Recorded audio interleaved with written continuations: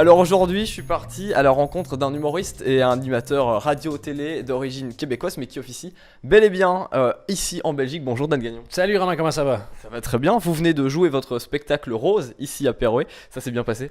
Est-ce que les gens vont voir des extraits? Ah oui, peut-être. Oui? On sait pas, peut-être. Ok. Si ils ne voient pas d'extraits, c'est un carton. Et s'ils voient des extraits, j'ai fait ce que j'ai pu. Alors, pour ceux qui ne vous connaissent pas, est-ce que vous pouvez vous présenter vite fait en quelques mots? Je suis à la base un gros fan, un gros amateur d'humour. En Belgique, j'ai fait de la radio sur Énergie, de la télé à la RTBF, 69 minutes sans chichi, j'ai eu un late show. Et c'est ma 4e tournée de spectacle. J'aime beaucoup les podcasts et la violence entre gens consentants.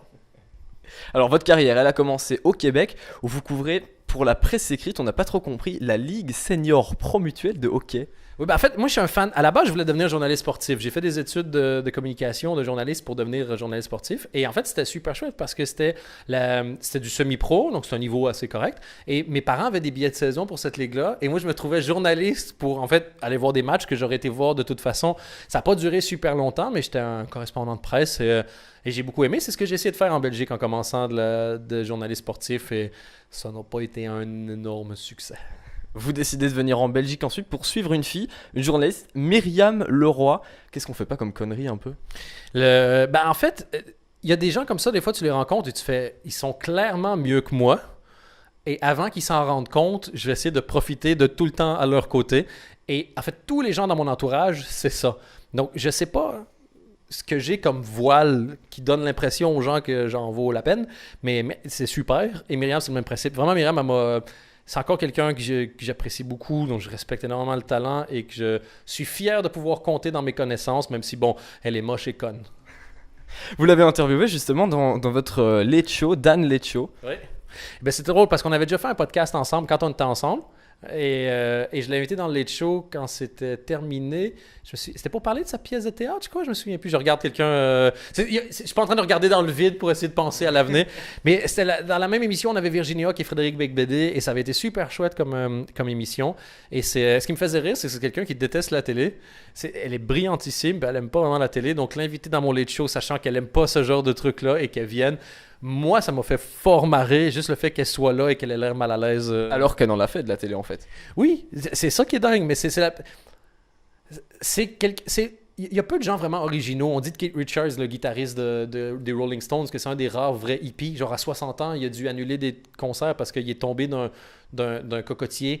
Qu'est-ce qui branlait dans un cocotier à 60 ans? Mais Myriam, c'est le même principe. C'est genre personne qui vous dit « Ah, je vais pas me faire tatouer », puis tout à coup, elle peut se faire tatouer une araignée dans le front, tu vois. C'est quelqu'un de fantastique. Mais je répète, avec de gros problèmes au niveau de la vie. Ça fait quoi d'avoir un Late Show à son nom? Honnêtement, c'est super chouette avant et après et pendant.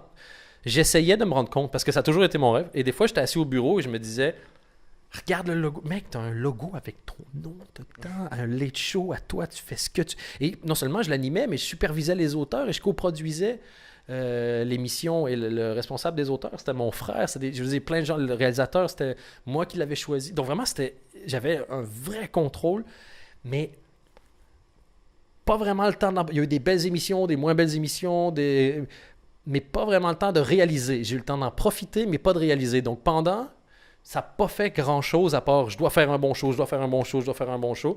Mais c'est pour ça aussi que je suis content de l'avoir arrêté et j'espère recommencer un jour. Vraiment. Pas tout de suite, mais d'ici quelques années, avec le recul, le fait de l'avoir fait et de dire comme, ben maintenant, tu sais quoi, j'ai plus besoin de courir à 8000 places en même temps, je sais que c'est ça que je veux faire, ben je reste dans ce siège-là et je profite. Par contre, entre nous, c'était quoi l'utilité du micro qui était posé sur le bureau? Il servait à rien, ce micro? Rien du tout. Ben, c'est un peu comme mes cheveux, mes fringues et tout ça.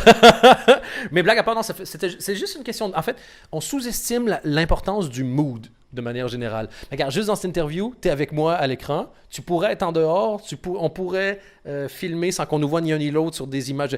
Mais c'est un mood particulier, une ambiance particulière. Et nous, on avait envie de reproduire l'ambiance qu'il y a dans les shows américains où il y a ce micro-là qui servait à quelque chose à l'origine pour dire on reprend la logique du décor et on le fait à notre manière. Donc rien du tout. Et c'est pour ça que je me suis amusé quelques fois à montrer le cordon qui était pas branché parce que ça me faisait pas les jours. Alors je vais vous avouer un truc, j'ai passé ma journée du coup à regarder des vidéos du Dan Leccio. Putain, je suis désolé. Ah ouais, c'est un peu dur.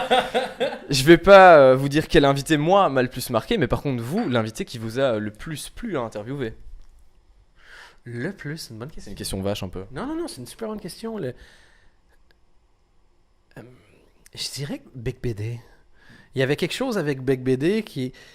C'est une des rares personnes que j'ai reçues que non seulement je connaissais, mais j'avais été fan.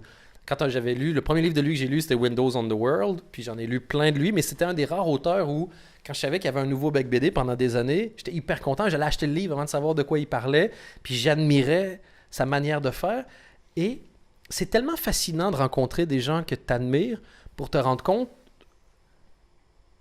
Je sais pas comment dire, ça va avoir l'air prétentieux, mais c'est l'inverse de prétentieux, ce que j'essaie de dire. Ils n'ont pas plus de potentiel que toi. Ils ont juste plus de capacité, je crois, à canaliser leur énergie dans quelque chose de juste. Je crois que tout le monde est capable, à peu de choses près, s'il y a une passion, de réaliser quelque chose de beau.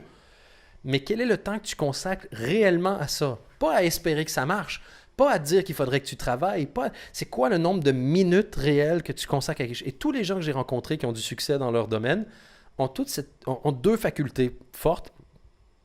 Canaliser leur énergie pour obtenir quelque chose et dans l'art qu'ils veulent faire, et un respect pour leur propre art. Au lieu d'avoir de l'autodérision sur ce qu'ils font, ils se moquent jamais de ce qu'ils font, parce que se moquer de ce qu'ils font, c'est se moquer de leurs fans, et se moquer de leurs fans, c'est ruiner leur carrière. Et c'est les deux leçons que j'ai apprises de gens, à la fois, puis ça va être bizarre, mais autant de Frédéric Beigbeder que de Marc Lévy ou de Frédéric François, ils ont la même logique de travail et de respect de leur art qui est admirable, je trouve. Pourquoi il s'est fini ce Leccio?